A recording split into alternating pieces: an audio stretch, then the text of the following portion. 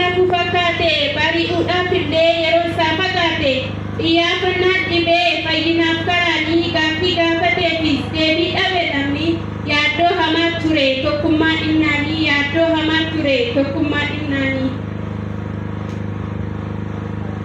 Waaqayyo yoo laalu gaariin taane kuni namni fakkaattiinsaa nyaatamuun bineensaan dhiigni reettii foolaa gatii cubbuun baafne gatii keenyaa baasuuf Yesuusin nu laate gatii keenyaa baasuuf Yesuusin nu laate. Hidhaa cubbuu hiikuuf Yesuus dhalateera garbummaa balleessuuf birmaduu labseera.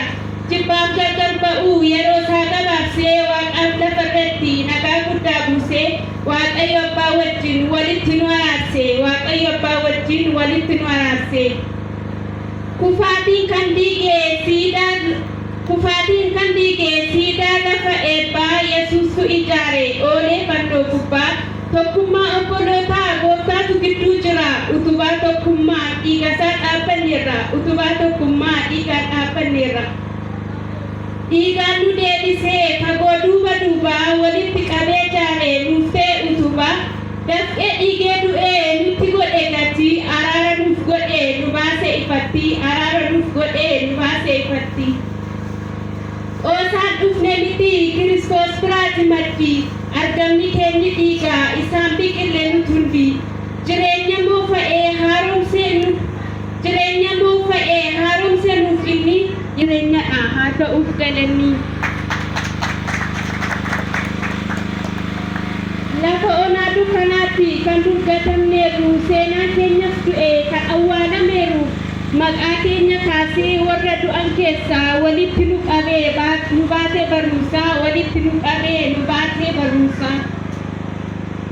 Omoo garaa walitti nu fidee dhiigaan nu ijaare gooftaan tokko godhee birmaduu nu baasee luba kakuu haaraa daandii qajeelummaa nuuf ta'eera karaa daandii qajeelummaa nuuf ta'eera karaa.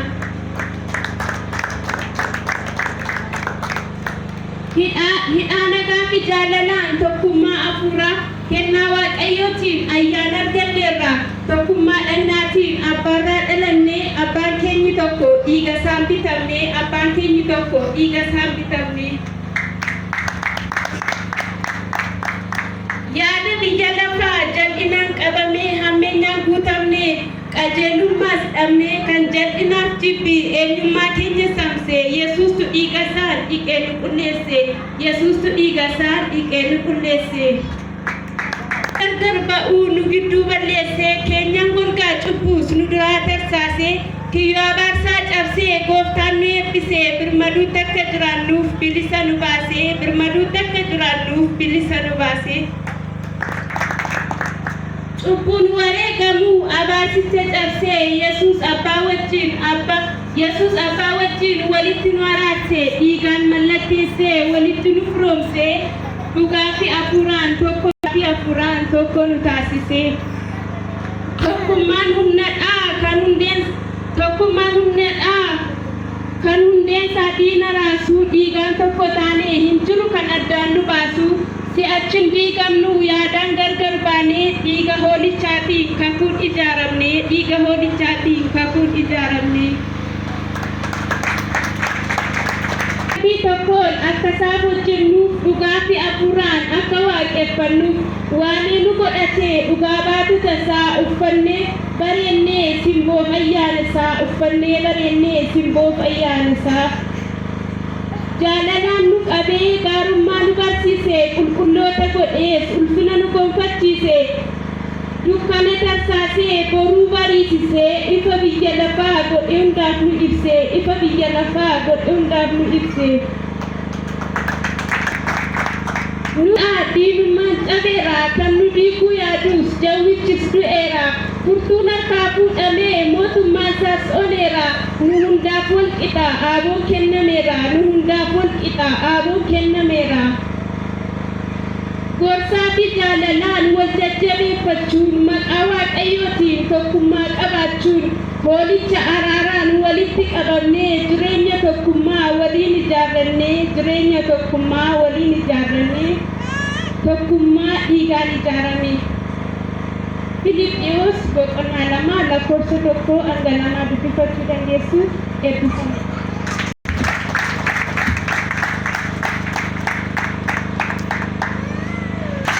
ammallee dadhabame aamiin natti kaasachaa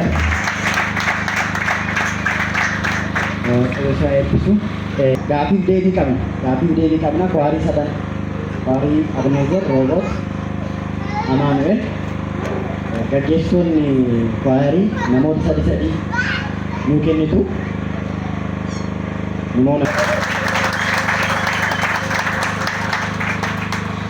nu gidduutti akkanatti argamu isaaniitiin gooftaan sinaa eebbisannaan akkasuma wangeelaawii akkasuma jaarsolii waldaa keenyaa kweerii waldaa keenyaa Amaanu'eelii fi Riyoobot gooftaan sinaa eebbisu sinin jenna. Mee haamilee ofii keessanii kennaa yeroo ta'u. Warra sirraanii fuulli isaanii waraqatuma inni fa'a inni warra inni waan isaan qaban isin beeku bunittiin isin qaqqabnetti fakkaata. Tooraan isin qaqqabuun isaan hafu kabajaan barsiisaan akka fi biraasaan isaan irraa adda baatanii iddoo kana isaatti teessanii daanyoliidha waan ta'eef nutti filate. Dadhabsiisoodha jedhan maaliin ennaanii rabbashuu yoo deemne maal fakkeenya inni fudhadhe immoo gara kweerii sadaniitti akka fudhattanii adaraa keessanii komii keessan hangashine inni rakkisoodha. Gaggeessaa qabu natti fakkaata wanti kun namni hoogganu jira jennaani nama sadiidha isaanii Ingiliffa jecha tokko beeku yaadanne takkasaa jirtuuti Ingiliffa jecha tokko beeku sadan isaanii jecha tokko beeku maali jedhaan isa kana sin gorsa gaggeessaan suni baqabeenyaa ta'u gaafatama isaanii haa ta'u waan hin beekun qabu garuu ergicha yaadanne takkasaa innaa biyya alaatti deemnaa hin bannaa jedhanii mari'atanii jedhama gaaf tokko. Inni tokko okeen beekaa kanaaf iyyuu biyya alaatti deemuun maqamnaa Ingiliffa waan beeknuuf hinuma deemnaa jedhee inni tokko fooromanii beekaa jedheedha. Inni tokko immoo fooromanii beekaa inni tokko okeen beeka jedhee inni tokko wii beekaa jedheedha. Dagaa gaanjeetini har'a sagantaa kan keenya namin jeetin akka inni tokko wii jecha jettuun beekaa inni tokko immoo hormonii orgi jettuun beekaa inni tokko immoo okee jecha jettuun beeka jennaanii otuma deemanii nama du'eetti dhufee jedhama dhufan jarreen sadanuu isaanii fi eessa deemaa jiru bakka xiyyaaraa deemanii biyya alaatti baduudhaaf kaayyoon isaanii fi mul'anni isaanii guddaan jechuudha. Gaafachi ga'anii nama du'eetti dhufanii jennaanii namni du'e immoo dirqama akkuma beekamu hin qoratama poolisii kan qoratu humna nageenyaa yookiin immoo qaama biyya bulchuudha kan qoratu achitti argamee poolisiin isaaniinis argee gaafa qorachuudhaaf poolisoonni achi ga'anii jedhanii nama du'e bukkeedha dhaabatu sadii ta'anii waaqa isin haa baasu isin achi dhaabatanii gaafa jedhanii poolisiin dhufee isa sana Ingiliffaan hin beeku isinitti guuttatu maaltu ajjeese isa kana maaltu ta'e asitti haadha maaltu ta'e maaltu jira jennaanii okee jedhanii wii jedhanii